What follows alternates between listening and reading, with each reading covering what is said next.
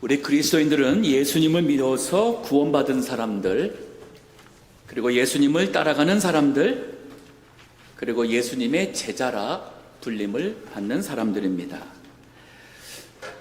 제가 예수님을 닮아가는 제자의 삶 말씀을 시리즈로 오늘 5번째가 됩니다.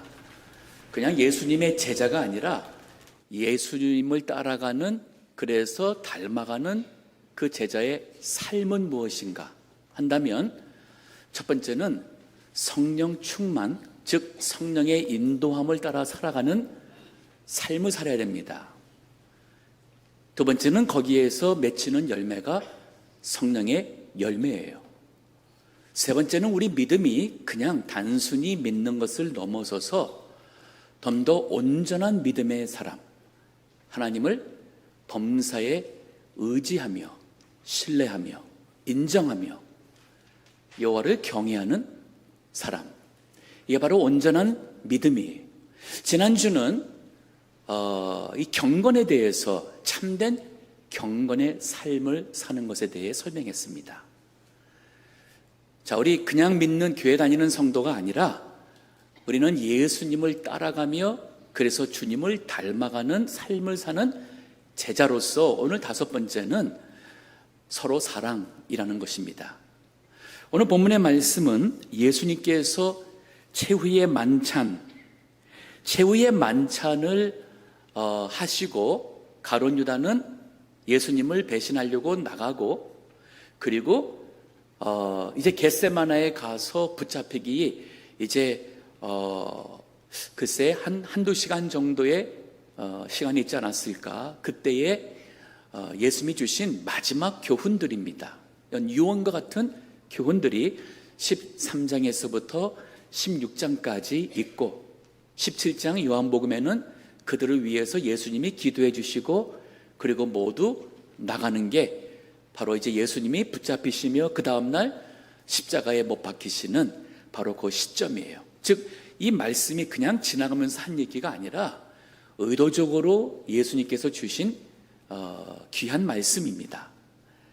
자, 우리 예수님의 제자라면 예수님께서 오늘 주신 이 말씀이 새 계명을 너에게 준다는 표현을 썼습니다. 이 말은 우리 구약에 십계명이라는 것이 있습니다. 그럼 우리는 구약에 있는 많은 율법 말씀을 이렇게 정리하면은 그 대표적인 것이 십계명이라고 하는데, 그것을 또 줄여서 하나로 묶는다면 오늘 주신 새 계명이 될 것입니다. 오늘 본문의 말씀을 통해서 예수님을 따라가는, 그래서 닮아가는 제자의 삶, 서로 사랑에 대해서 설명할 터인데, 그것이 무엇인지, 또 그것을 우리가 어떻게 사랑할 수 있을지, 그 모델이 무엇이냐, 그리고 왜 그렇게 해야 되느냐는 것이 오늘 본문에 저희들에게 답을 하고 있습니다. 자, 먼저 살펴봅니다. 예수님께서 주신 그 새 계명은 무엇인가? 34절 봅니다. 새 계명을 너에게 주노니 서로 사랑하라. 새 계명을 너에게 주노니 서로 사랑하라. 여기 서로 사랑하라 할 때 사랑하라라는 것은 문법적으로 보면은 명령문으로 되어 있습니다. 서로 사랑하는 것 권면의 말이 아니에요. 여러분, 우리 서로 사랑합시다. 사랑해야죠. 우리가 그래도 교회 다니는 사람들인데 권면이 아니에요. 사랑하라. 명령이에요. 토가 붙지 않습니다. 서로 사랑하라는 명령입니다. 자, 이 말씀인데, 즉 예수님 주신 새 계명은 뭐냐? 서로 사랑하라는 것입니다. 자, 여기 사랑은 참 제가 많이 언급을 했습니다. 헬라어의 아가페라는 사랑이에요. 그냥 사랑이 아니라 아가페의 사랑은 그 모델이 하나님이 이 세상을 사랑한 것이에요. 하나님께서 우리 세상을 어떻게 사랑했습니까? unconditional, 즉 조건 없이 우리를 사랑했어요. 근데 그 사랑은 주는 사랑이고 헌신하도록, 즉 목숨을 주도록 사랑하는 것이었어요. 그러니까 희생적인 주는 사랑. 그리고 그것은 영원히 변치 않는 사랑으로 정리할 수 있습니다. 여러분과 저도 그런 사랑을 받았고, 그리고 그런 사랑을 서로 하라는 것이에요. 자, 당연히 해야죠? 대답이 시원치가 않습니다. 자, 우리 서로 사랑합시다. 아멘. 네. 제가 종종 받는 질문이, 사랑스럽지 않은데 어떻게 사랑합니까? 그거 가식, 외식이 아닌가요? 라는 질문을 많이 받습니다. 제가 가장 먼저 그 질문 받은 것은 제 아내였어요. 아주 신랄하게 저한테 질문을 했던 오래전에 있습니다. 근데요, 억지로라도 사랑하셔야 됩니다. 그거는 가식이 아니에요. 가식은, 억지로 하는 것은 같은지 모르겠지만 의도가 달라요. 외식이나 가식은 하는 이유가 다른 거예요. 다른 목적, 자기를 위한 목적이기 때문에 가식적으로 사랑합니다. 하지만 여기는 하나님 말씀을 믿음으로 순종하기 위해서 안 되는 것도 억지로 하고, 얼굴도 억지로 미소를 짓고, 억지로라도 내가 그 사람에게 선을 베푼다면 잘하시는 거예요. 억지로라도 사랑하시기 바랍니다. 네. 네. 누구 소리인지 제가 들었습니다. 자, 그러면 주님이 주신 이 세 계명, 자, 서로 사랑하라는 것인데, 그러면 왜 주님은 의 제자들에게 마지막 주신 이 명령을 서로 사랑하라냐면은, 사랑은 모든 율법의 완성이기 때문에 그래요. 이 말을 쉽게 설명하면 이렇습니다. 자, 우리 십계명 아십니다. 자, 하나님을 사랑하면 우상 숭배할 수가 없어요.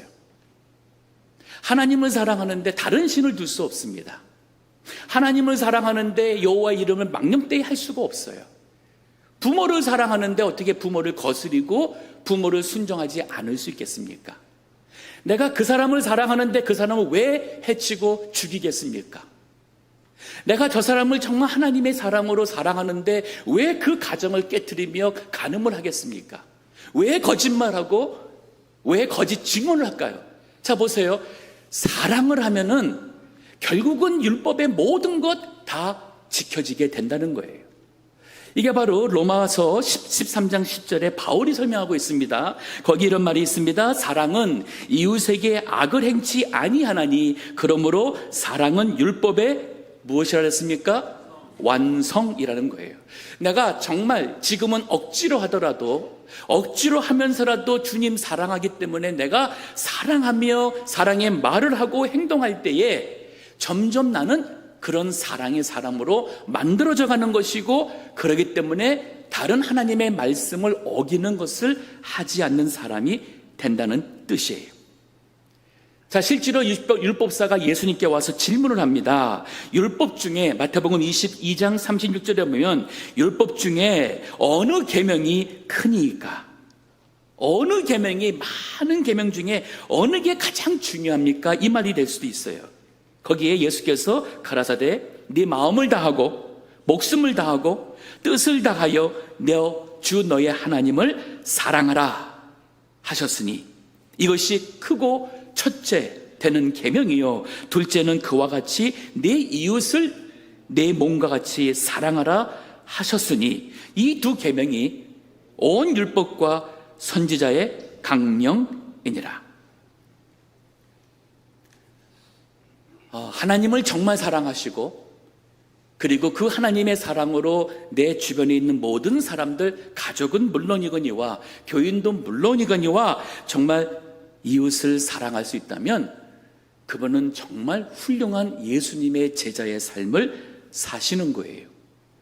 제가 이렇게 카톡이나 소셜미디어로 여러 많은 것을 받는 것, 강단에서 잘 나누지 않습니다. 이미 들은 것도 있고 아는 것도 있기 때문에 그런 것도 있지만은, 하지만 하나는 꼭 나누고 싶은 게 있어요. 어떤 분이 우연하게 초등학교 선생님을 만났어요. 그리고는 선생님, 저 기억하세요? 누구신가? 선생님 묻습니다. 선생님, 초등학교 때 그때에 저희 교실에서 누군가가 시계를 잃어버렸죠. 그때 선생님이 학생들 다 일어나서 둘러서가지고 눈을 감고 있으라고 그랬고, 한 학생 한 학생 주머니를 뒤지면서 선생님이 저에게 와서 제 주머니에 있던 시계를 꺼낸 것 기억하십니까?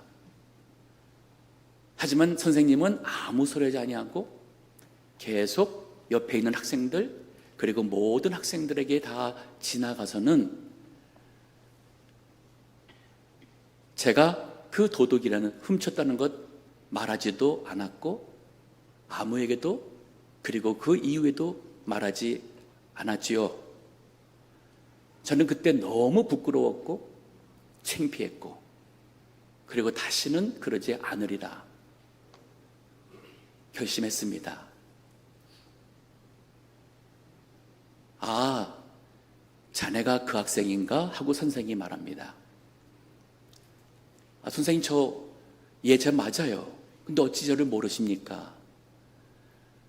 나도 눈을 감고 그리고 주머니를 뒤졌다네. 그 선생은 그 어린아이가 도둑질한 것을 덮어주고 싶었고 그리고 그 아이의 수치를 드러내지 않기를 원했어요. 참 이런 멋진 사랑이 우리 하나님의 사랑받은 사람들이 할 수 있는 것 아닐까요? 우리는 이 하나님의 사랑을 받은 사람으로서 우린 그렇게 사랑할 수 있습니다. 그리고 모든 율법의 완성은 바로 그런 사랑할 때에 이루어지는 것이라는 거예요. 자, 그러면 예수님이 주신 이 세 계명, 즉 모든 율법의 완성이기 때문에 그랬고 또 서로 사랑하라는 이유는 뭐냐면 서로 사랑하라는 이 말씀 속에는 받았으면 줄 알고 또 내가 주었으면 또 그것을 상대가 줄 때에 받으면서 사랑의 관계를 세워가라는 뜻이에요. 여기 서로 사랑하라 하는 이 말은 사랑의 관계를 주님이 기대하시는 겁니다. 제가 목회 초기에는 이렇게 뭐를 이렇게 주게 되면은 많이 사양을 했었어요. 그래서 영어로 말한다면 That's okay, No thank you. 그거는 뭐냐면 이렇게 받는 것이 미안했고 불편했고 그리고 혹시나 부담을 두지는 않을까, 생활이 다 어려우실 텐데 하는 마음에서 잘 안 받았어요. 근데 저에게 변화를 줬던 사건이 있습니다. 어떤 분이 여자분 계셔도 기억이 나는데 제가 이렇게 괜찮아요 하면서 이렇게 사양을 하니까 얼굴 표정이 굳어지는 거예요. 근데 그 얼굴 표정이 굳어지면서 제가 느낀 게 뭐였냐면 이분이 제가 생각하는 의도와 달리 상처를 받는구나.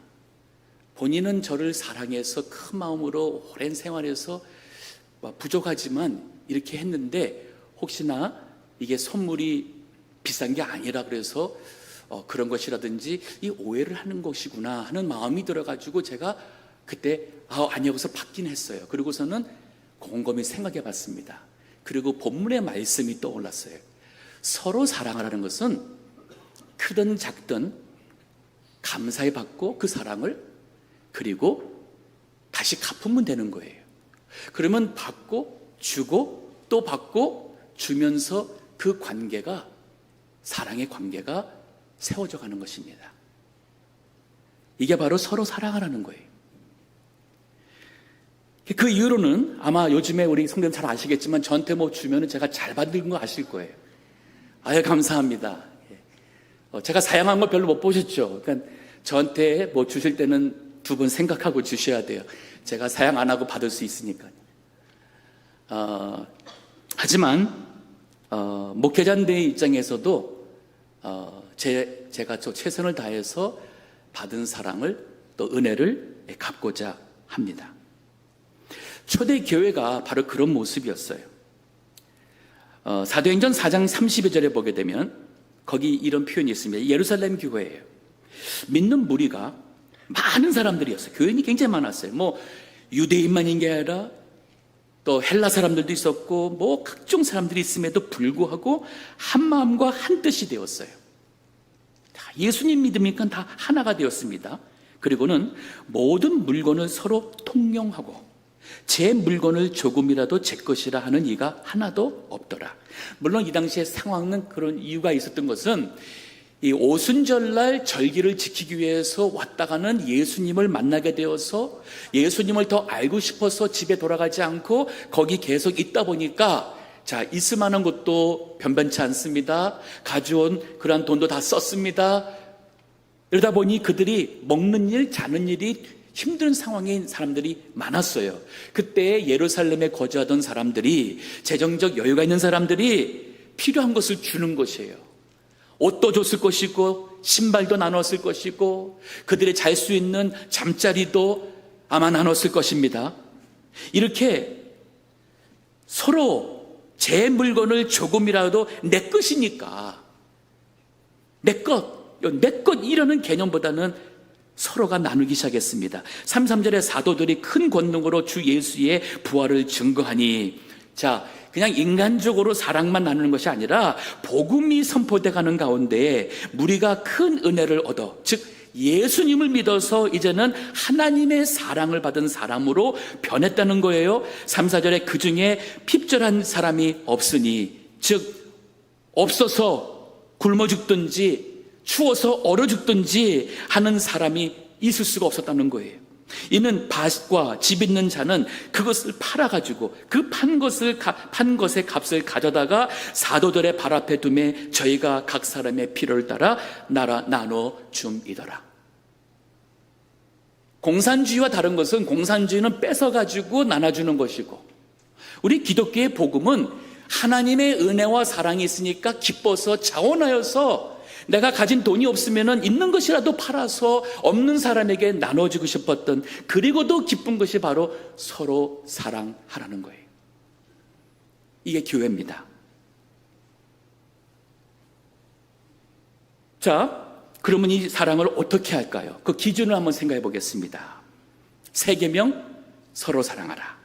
3, 4절 다시 봅니다. 세 계명을 너희에게 주노니 서로 사랑하라. 내가 너희를 사랑한 것 같이 너희도 서로 사랑하라. 주님이 설명했어요. 그 기준, 모델은 뭐냐면 예수님이 우리를 사랑하신 것 같이 하라는 거예요. 그러면 예수님이 우리를 사랑하신 것은 무슨 사랑인가? 많이 있지만은 세 개를 좀 정리해 봅니다. 첫 번째는 먼저 하셨어요. 그리고 스스로 저희 죄인들을, 세상을 사랑하신 거예요. 내가 받았으니까 그래서 잘해주는 것, 이것이 아니라 나와 상관이 없는 사람, 때로는 나에게 불의를 행했고 나를 미워하는 사람임에도 불구하고 내가 그를 먼저 스스로 하는 사랑이 바로 내가 너희를 사랑한 것 같이 사랑하라는 것이, 이것이 바로 그리스도인들이 할 수 있는 사랑이에요. 세상 사람들은 하기 힘들 겁니다. 세상 사람들은 안 할 겁니다. 요한일서 4장 10절 11절에 보면 같은 말씀이 우리에게 있어요. 사랑은 여기 있으니, 여기서 말하는 사랑도 아가페 사랑이에요. 이 하나님의 사랑이 여기 있는데 우리가 하나님을 사랑한 것이 아니요, 그러기 때문에 우리를 사랑한 게 아니에요. 우리가 하나님을 사랑한 것이 아니요, 오직 하나님이 우리를 사랑하사 우리 죄를 위하여 화목제로 그 아들을 보내셨음이니라. 사랑하는 자들아, 하나님이 이같이 우리를 사랑하셨은즉 우리도 서로 사랑하는 것이 마땅하도다.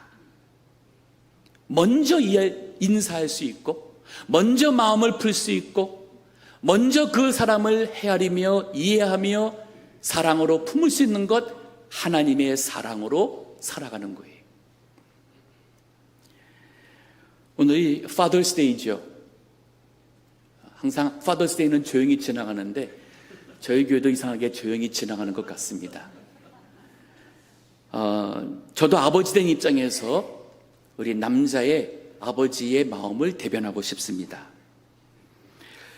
우리 부모님의 사랑을 위대하다고 하는 가장 큰 이유는 부모님이 자기 자식을 먼저 자원하여서 스스로 사랑했기 때문에 그래요. 때로는 그 자녀가 다른 아이들보다 뛰어나지 못하고 더 아름답지 못하고 건강하지 못하고 그러다 할지라도 그 아들과 딸을 사랑하는 것은 부모입니다. 그러면 어머니만 그런 거 아니에요. 아버지도 정말 자녀를 사랑합니다. 단지 우리 아버님들은 표현을 잘 못하고 그리고 오해를 받아요. 나가서 일하고 집에는 어머니와 자식들이 있으면서 한편이 돼가지고 아버지를 외롭게 만들고 하는 경우가 많이 있습니다. 하지만 우리 아버님들은 다 알아요. 그래도 묵묵히 가족을 위해서 열심히 일하고 헌신합니다. 알아주시면 좋겠습니다. 아버지의 사랑은 좀 외로운 사랑이라 할 수 있어요. 하지만 그 마음의 깊이에서는 정말로 사랑하고 그리고 계속 희생하고자 하는 마음이 있습니다. 자, 예수님이 우리를 사랑하신 것 먼저 스스로, 우리도 먼저 스스로 할 수 있는 사랑이 바로 서로 사랑하는 그 첫 번째 방법이에요. 좀 더 나가서 두 번째로 거기에는 희생이 있어야 됩니다. 그리고 낮아질 수 있어야 돼요. 예수님이 하신 사랑은 그가 창조주임에도 불구하고 이 세상에 한 인간의 몸을 입고 오셨어요. 이것은 이루 말로 표현할 수 없는 낮아지심이었고 엄청난 희생이었고 이 육신의 몸을 입고 있음으로써 영원 무한하신 창조주 예수님께서 우리와 같이 피곤하셨고 그래서 잠을 자야 됐고 그래서 배고픔을 달래기 위하여 먹어야 했고 목마름 달래기 위하여 마셔야 됐다는 것, 그리고 우리 대신 십자가의 고난과 죽는 이 모든 것, 이 모든 희생과 낮아짐이 바로 진정한 예수님을 닮아가는 서로 사랑하는 모습이라 할 수 있습니다. 이사야서 53장 5절에서 6절을 우리가 많이 듣던 구절이지만 다시 한번 생각합니다. 그가 찔림은, 즉 예수님이 찔림의 고통당함은 우리의 허물을 인함이요. 요거를 우리에게 적용한다면 내 마음이 찔리고 내가 아픔이 있는 것은 누군가의 허물을 내가 덮기 위해서, 누군가가 받아야 될 비난과 조롱을 내가 대신 그를 위해서 받는 것을 피하지 않음으로써 내가 오해받고 그래서 내가 찔리는데 그것은 바로 그 사람의 허물을 위해서 할 수 있다면 그분은 예수님을 닮아가는 사랑이에요. 그가 상함은 우리의 죄악을 인함이라. 그가 징계를 받음으로 우리가 평화를 누리고 그가 채찍에 맞음으로 우리가 나음을 입었도다. 우리는 다 양 같아서 그릇 행하며 각기 제 길로 갔거늘 여호와께서는 우리 무리의 죄악을 그에게 담당시키셨도다. 너무 거창한 희생을 얘기하면 우리 다 어려워할 것 같습니다. 작은 희생, 작은 낮아짐 한번 생각해 보세요. 배려, 양보. 다른 사람을 배려하는 것, 나의 조그마한 희생을 요구합니다. 좋은 자리, 앞에 서 있는 줄에서 앞에 서 있는 것, 그러나 누군가를 위해서 몸이 불편해 보이시고 연로해 보이시는 분, 혹은 새로 오셔서 계신 분을 위해서 양보할 수 있다는 것, 그래서 좀 더 늦게 먹을 수 있고 좀 더 불편한 그러한 것을 겪을 수 있어도 누군가를 위해서 작은 희생한다는 게 바로 양보예요. 배려. 처음 온 방문자입니다. 세교입니다. 아는 사람도 없고 화장실이 어딘지 잘 모르고 이렇게 우왕좌왕하고 있는 것, 혹시 좀 더 세심하게 그런 사람을 관찰해 보셨습니까? 그런 분 같으면은 혹시라도 어디를 찾으시는지, 오늘 처음 와서 친교실에 갈까 말까 이럴까 저럴까 하는 그 마음인 것, 혹시라도 그러기 위해서 가서 같이 식사하러 가자고 권해본 적 있으십니까? 누군가가 혼자 외롭게 먹고 있는 모습을 보면서 우리끼리는 친하고 우리끼리는 모이면 너무 말이 통하니까 그렇게 여기 보면서도 그냥 거기서 얘기하고 웃으면서 혼자 먹는 사람의 그것에 대해서 마음에 불편하지 않으셨습니까? 여러분, 우리 작은 희생부터 해야 되잖아요. 작은 낮아짐이 뭐예요? 먼저 미소를 가지고 다가가서 인사하는 것? 낮아짐이잖아요. 내가 어른인데 젊은 사람들이 먼저 와서 해야 되는 것 아니에요? 맞아요. 그러나 젊은 사람들이 안 한다 할지라도 어른인 내가 먼저 그에게 나타가서, 우리 어린아이들 많이 있습니다. 그 아이들 이름 아십니까? 그 아이들이 누구의 자녀인지를 아십니까? 그들의 존재를 의식이나 하시는지요? 지나가는 아이한테 너 참 예쁘구나. 이름이 무엇이니? 몇 살이니? 이게 그 아이들한테 얼마나 큰 감동과 교회에 오고 싶어하는 마음을 주는 것 아십니까? 우리가 늘 큰 희생과 뭐 대단한 낮아짐을 생각하면서 언젠가는 내가 그렇게 하리, 그렇지 않아도 돼요. 우리 좀 곱게 말하면 안 될까요? 왜 상대의 마음을 상처 주면서 말을 해야 될까요? 왜 은혜의 말을 하면 안 될까요? 그리고 상대에게 감사하다는 말에 왜 우리가 인색할까요? 잘했으면은 고맙다고, 그리고 칭찬하는 말 왜 우리는 안 할까요? 서로 사랑하는 것, 한 걸음부터 시작합니다. 우리 예수님이 세상을 사랑하셔서 이 세상에 친히 오시는 그 낮아짐에서 모든 고난과 죽음에 까진 그 모든 희생,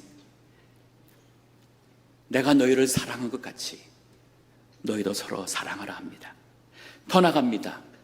이 희생이 어디까지 가냐면은 그 목숨까지 주는 사랑이에요. 그렇습니다. 여러분, 우리 하나님의 사랑받은 사람들은 의로운 일을 위해서 또 누군가를 위해서 내 목숨도 내놓을 수 있는 준비가 된 사람들이라 할 수 있어요.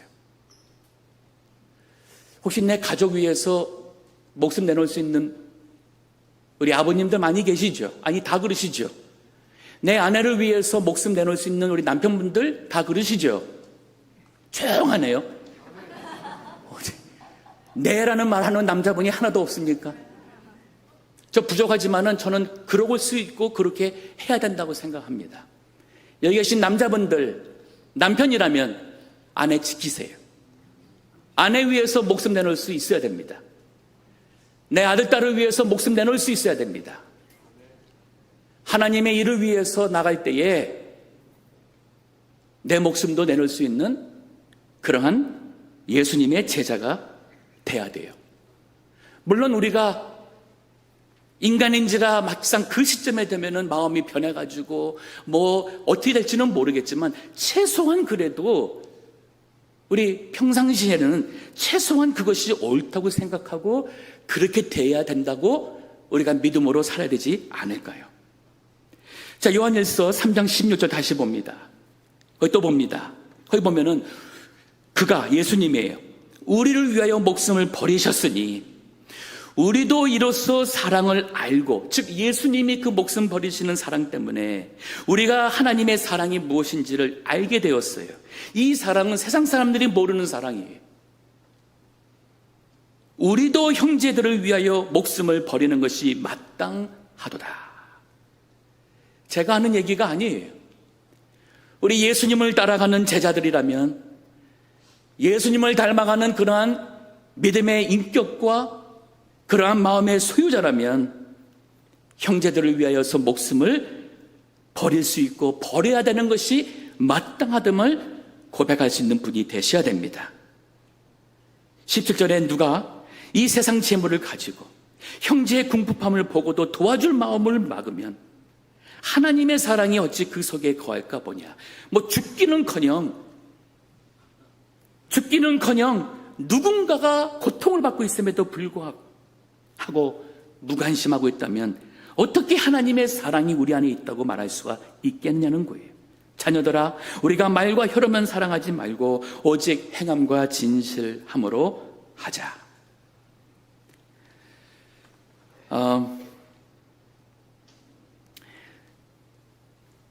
제 아버님은 옛날 시대 분이었습니다. 오늘 파더스데이니까 아버님에 대해서 하나만 더 나누고 싶습니다. 제 아버님이 저에게 사랑한다 하는 이 말을 하고는 빨리 전화 끊은 것은 제가 30살이 넘었을 때인 걸 기억해요. 저는 목회하고 있었고 제 아버님은 캐나다 밴쿠버에서 계실 때인데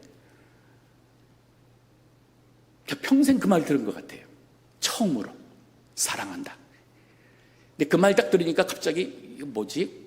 하고 들었던 생각이 뭐냐면 아버지가 제정신이신가 하는 생각이 스쳐 지나갔어요. 우리 아버님들 가족에게 사랑 표현하시고 그리고 정말 그 사랑을 작은 것에서부터 보여주면 좋겠습니다. 저는 아버님께서 우리 자녀들을 사랑하는 것 이미 사춘기 때부터 알기는 알았어요. 어릴 적에 아버님과 목욕탕에 가면은 우리 등에서부터 또 배에 또 양쪽 다리 그리고 팔 한쪽에 화상 흔적이 있었습니다. 흉터가 있었어요. 어릴 적에는 그게 뭐 이상한 건지도 몰랐고 그냥 의례 그런 줄 알았어요. 우리 아버님은. 나중에 사춘기 때가 돼서 그것이 1950년 유교 나가기 바로 전에 저희 집에 불이 났고 그 안에 있던 저의 가장 큰 형님 5살짜리 큰 형님을 불 속에 들어가서 꺼내오다가 입은 화상인 것을 알게 되었어요. 몸의 50%가 화상을 입었어요. 근데 하나님의 정말 은혜로 살아나셨고 그리고 그 후에 더 자녀를 이렇게 낳으셨습니다. 그래서 제가 이렇게 세상에 있습니다. 그걸 알고 나서 우리 아버님이 정말 우리 자식을 사랑하는구나. 목숨까지 내놓고 우리를 사랑하셨구나. 알게 되었어요. 언젠가는 우리는 죽습니다. 병으로 죽을 수 있고 노환으로 죽을 수 있고 사고로 죽을 수 있고 기왕이면 우리가 그 죽음을 선택할 수 있다면 얼마나 좋을까요? 아름다운 일을 위해서 누군가를 위해서 생명을 살리는 일을 위해서 우리가 죽는다면 그건 예수님이 이 세상 살고 죽으신 것 같은 그러한 아름다운 죽음은 아닐까요?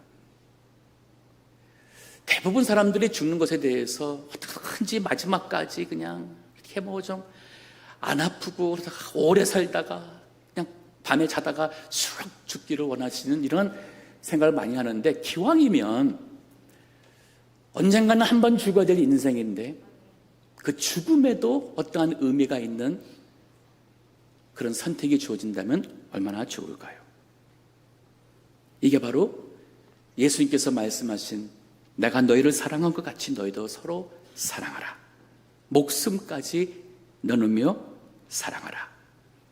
누군가를 위해서 내가 죽을 수 있고 죽고 싶다는 마음이 있다면 그 사람은 행복한 사람이에요. 내가 예수님 위해서 살다가 예수님 위해서 난 죽고 싶다는 마음이 있다면 그분 참 귀한 아름다운 믿음을 가지신 거예요.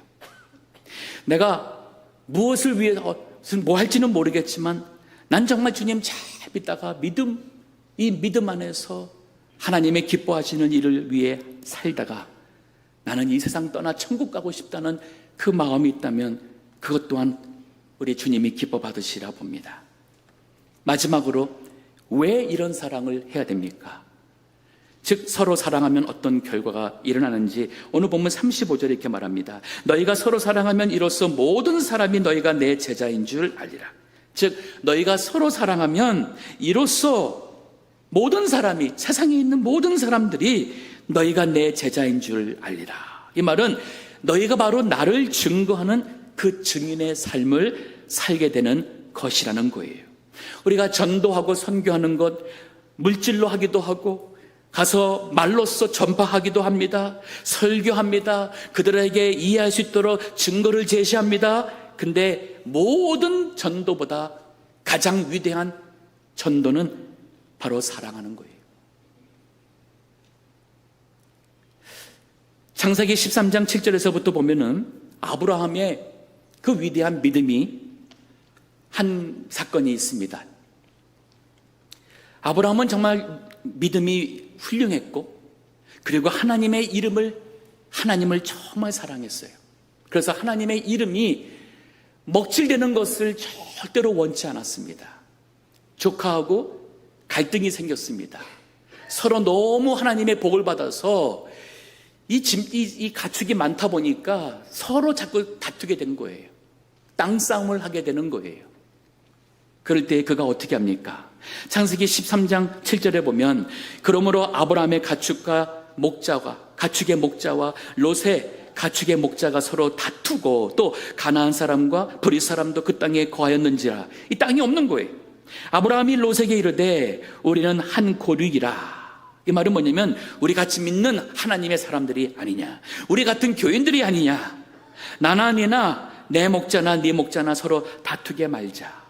내 앞에 온 땅이 있지 아니냐, 아니하냐. 나를 떠나라. 네가 좌하면 나는 우하고 네가 우하면 나는 좌하리라. 네가 먼저 좋은 것 선택해라. 나는 그저 나머지 것, 나쁜 것 내가 차지하마. 왜 그러냐면, 중요한 것은 내가 세상적으로 무엇을 갖고 누리냐가 아니라, 내가 사랑하는 하나님, 내가 믿는 신뢰하는 그 여호와 하나님의 이름이 욕먹는 것, 우리의 다툼을 통해서 욕먹는 것, 나는 그거 원치 않는다 하는 뜻이에요. 이게 얼마나 위대한 믿음의 모습이고 진정 하나님을 사랑하는 사람의 모습일까. 그렇기 때문에 아브라함이라는 이름이 여호와 하나님을 영화롭게 하는, 여호와 하나님을 높이는 바로 그러한 증인의 삶이 된 것이에요. 자, 오늘 본문의 마지막에 또 우리가 서로 사랑하면 어떤 결과가 나옵니까? 너희가 서로 사랑하면 이로써 모든 사람이 너희가 내 제자인 줄 알리라 할 때, 이 내 제자, 예수님의 제자, 저 사람들은 예수님, 그저 입에서만 예수님 막 그러더니만은 정말 예수님이란 분이 저 사람들 보니까 어떠한 분인지를 알겠구나. 이건 바로 예수님과 하나님의 모든 영광을 돌아가게 하는 삶이에요. 우리 예수님이 이 세상에 오신 것도 하나님 아버지의 뜻과 하나님을 영화롭게 하고자 했습니다. 그 예수님을 아버지는 또한 영화롭게 하셨고, 이 예수님이 이 세상에 하신 이 모든 것은 또한 성부 하나님과 성자 사랑, 이 하나님 안에서의 아름다운 사랑의 관계 속에 나오는 일이었어요. 이게 바로 요한복음 13장 31절 32절에 있어요. 오늘 본문의 바로 위에 있는 말이에요. 즉 예수님이 십자가 앞에서 하신 말입니다. 저가 나간 후에, 이건 가룟 유다예요. 예수님을 따라다녔지만은 자신의 육신의 이 돈을 사랑했던 이 어리석은 사람, 악한 자, 그 구원의 축복에서 스스로 나갔습니다.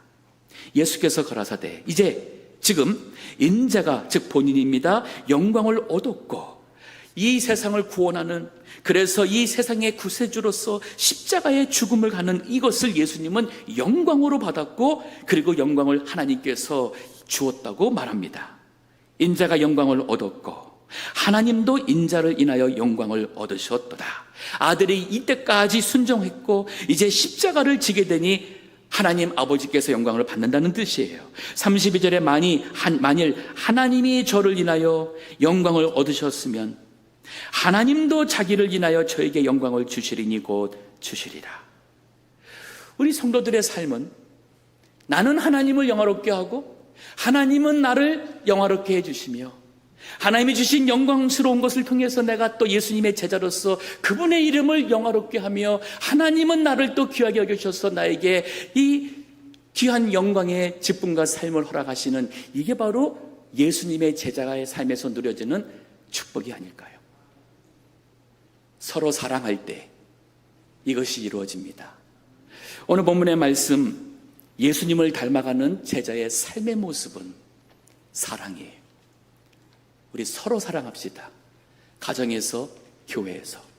우리 믿는 분들이 예수님이 나를 사랑한 것처럼 우리 서로 사랑하고, 그래서 세상 사람들이 우리를 향하여서 그는 과연 예수님의 제자요,